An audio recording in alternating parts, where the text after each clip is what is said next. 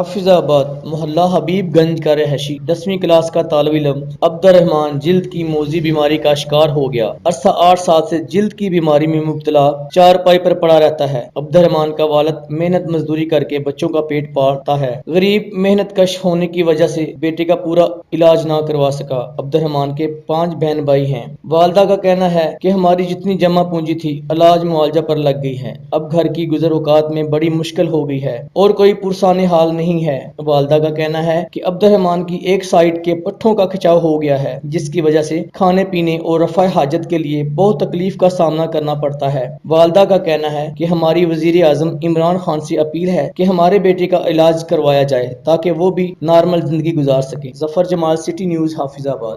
ہم لاتے ہیں ٹاپ نیوز، آپ کے فیورٹ ٹاک شوز اور انلمیٹڈ انٹرٹینمنٹ صرف یوٹیوب پر۔ اگر آپ نے ابھی تک ہمارا چینل سبسکرائب نہیں کیا تو ابھی سبسکرائب کریں اور بیل آئیکن کو کلک کر کے ہماری لیٹسٹ ویڈیوز کے بارے میں اپڈیٹ جانیں۔